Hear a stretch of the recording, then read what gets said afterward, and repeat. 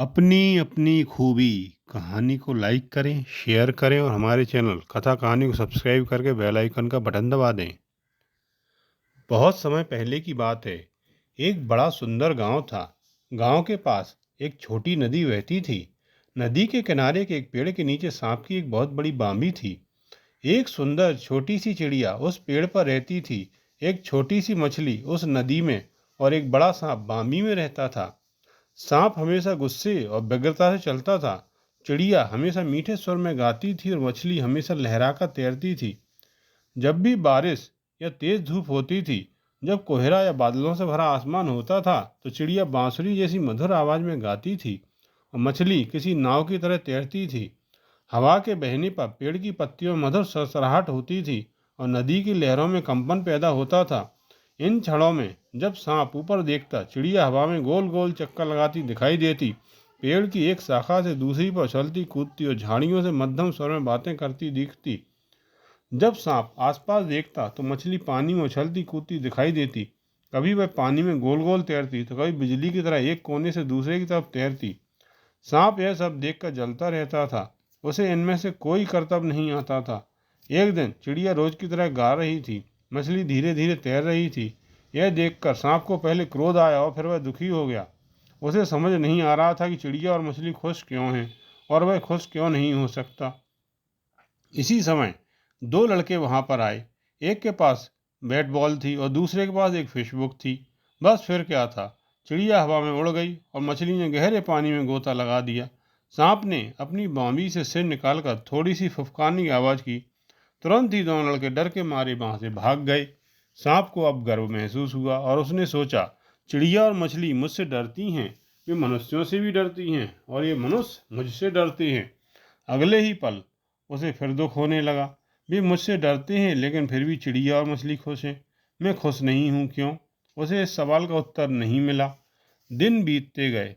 नागों का त्योहार नाग पंचमी आ गया। गांव की सारी औरतें सांप की बामी के पास पहुंची। उनके पास छोटी टोकरियों में दूध, फल, फूल और मेवे थे। उन्होंने सांप की बामी पर वह सब सामान और दूध चढ़ाया। फिर वे वहां पर भजन गाने लगीं। उनके साथ बहुत से बच्चे भी आए थे। वे चीख पुकार कर रहे थे और शोर कर रहे थे, खेल रहे थे। खेल खेल में वे पका हुआ चावल और मेवे आसपास फेंक रहे थे। चिड़िया और मछली को इससे बहुत मजा आ रहा। कुछ मेवे सांप की बामी के आसपास बिखरे थे, कुछ चावल हवा के कारण नदी में जा गिरा। मछली ने उसे झटपट खाकर पेट भरा। वह खुशी खुशी पानी में गोल गोल चक्कर लगाने लगी। इसी तरह चिड़िया मेवे खाती रही। चिड़िया सुरीली आवाज में गा रही थी।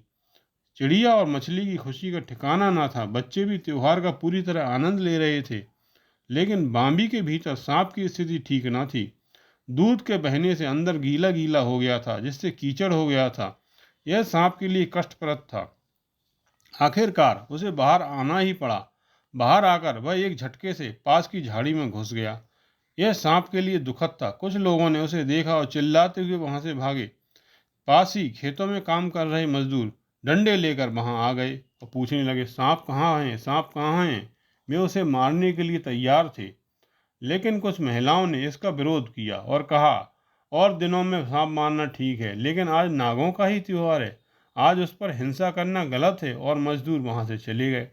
इसके बाद महिलाओं ने अपना पूजा पाठ खत्म किया और वहां से चली गईं। इस पूरे समय सांप छुपकर यह सब देखता रहा। उसकी सांस रुक सी गई थी। वह बहुत डरा हुआ था। पूरे दिन मैं छुपा ही रहा। दिन भर इसी परेशानी में बीत गया। लेकिन सांप इस बात को भूल ना सका। उसने सोचा, मुझसे डरने वाले और मेरी पूजा करने वाले मनुष्य मुझे मारने की कोशिश कर रहे थे। मुझे हमेशा छुपकर रहना पड़ता है, लोगों से बचना पड़ता है। चिड़िया और मछली तो कितनी खुश हैं। यह सोच सोचकर उसका मन दुखी था। एक दिन उसने चिड़िया और मछली को बुलाया। मछली किनारे पर आ गई और चिड़िया नीचे की टहनी पर आ बैठी। दोनों ने पूछा, क्या बात है? सांप बोला, तुम लोग मनुष्यों से डरती हो और मनुष्य मुझसे डरते हैं। इसके बावजूद तुम लोग खुश हो और मैं नहीं हूं। हम में अंतर क्या है? इसका क्या कारण है? चिड़िया पंख फड़फड़ाकर बोली, तुम हमेशा गुस्से और आतुरता में जीते हो। तुम्हारी चमड़ी कितनी चिकनी है। तुम बिजली की गति से चलते हो। लोग तुम्हारी पूजा करते हैं लेकिन तुम उन्हें डराते हो। कभी कभी तुम उन्हें काट कर मार भी देते हो। तुम्हें इसी में अपनी महानता लगती है। जहाँ तक हमारा सवाल है, यह मछली पानी में तैरती है और मैं हवा में उड़ती हूँ, इसलिए हमसे किसी को डर नहीं है। मैं तुम्हारी तरह फुफकार नहीं सकती और ना ही मैं मछली की तरह तैर सकती हूँ, लेकिन मैं उड़ तो सकती हूँ। यही मेरी महानता है, यही मेरी खूबी है।